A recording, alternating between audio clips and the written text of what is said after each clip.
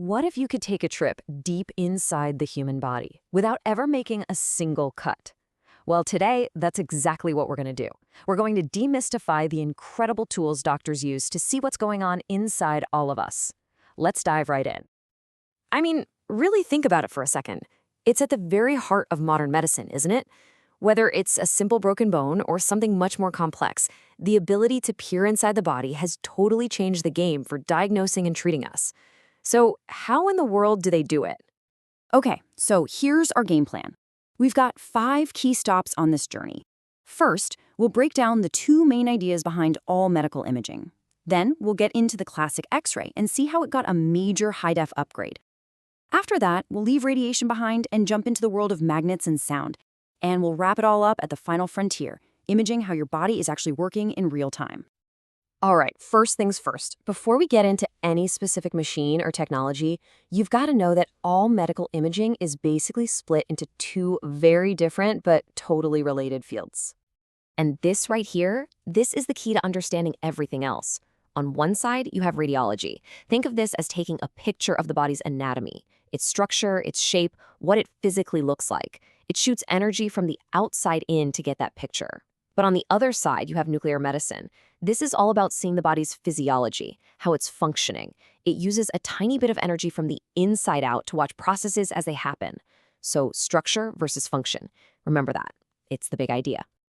So let's start with the OG, the most famous tool in that radiology toolbox, the X-ray. This was the original breakthrough that gave us a window into ourselves. You know, the principle behind it is actually pretty simple. An X-ray machine sends a beam of energy through you. Now, dense stuff, like your bones, blocks that beam, so they show up as white on the image. That's what radio-opaque means. But the less dense stuff, like the air in your lungs, lets the beam just pass right through, so it shows up black or radiolucent. It's all about what the beam can and can't get through. For a long time, these images were captured on actual film, kind of like an old-school camera. But today, we've pretty much all gone digital, which gives you an image instantly. And, you know, the best part isn't even the convenience. The biggest win is actually for patient safety. Yeah, you are seeing that right, 90%. That's how much less radiation you're exposed to with a modern digital X-ray compared to the old film kind. That is a massive, massive leap forward. It makes a super important procedure so much safer. But, you know, getting a good X-ray isn't just about pointing the machine and clicking a button. The angle of the shot, what doctors call the projection, is absolutely crucial to see what they need to see. The most common angle you'll see for a chest X-ray is the PA view, posterior-anterior. That's just a fancy way of saying back to front. The X-ray beam goes in your back, passes through your chest, and hits the image plate that you're hugging in front of you. That's the gold standard. But what happens if a patient can't stand up? Well, that's where the AP, or front-to-back view, comes in. The beam goes in through the patient's chest from the front and out their back. This is usually done with a portable machine right at the bedside. It's the same tech, just a different angle for a different situation. Okay, so that's the basic X-ray. But what if a doctor needs way more detail than one flat image can give? Well, let's level up and see how that classic idea was supercharged. And this brings us to the CT scan. Honestly, the best way to think about it is like this. A regular X-ray is like looking at a whole loaf of bread from the side. A CT scan, it's like taking that loaf and looking at every single slice one by one. The machine literally circles around you, taking hundreds of these slice pictures, and a computer stacks them all together into a crazy detailed 3D model.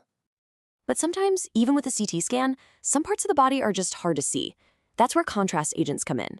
It's basically a special dye that's injected, and this dye is super radiopaque. It shows up bright white.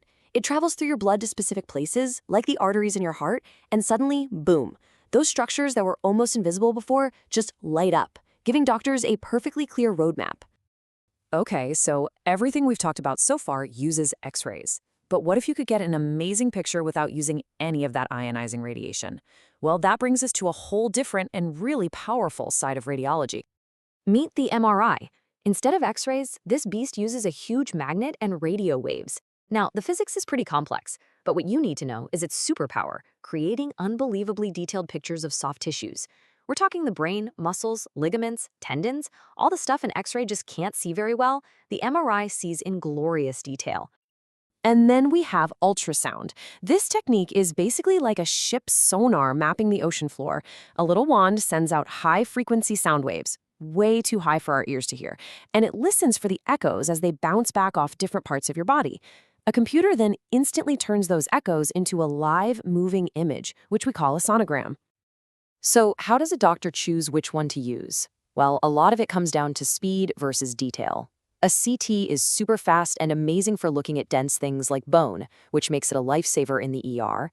But if you need to see the tiny details of a torn ligament or a subtle brain injury, the slower, more powerful MRI is the undisputed champ. And what about an MRI versus an ultrasound? Again, it's all about what you need to see. An MRI gives you these stunning, static, slice-by-slice photographs. But the superpower of ultrasound is capturing movement in real time.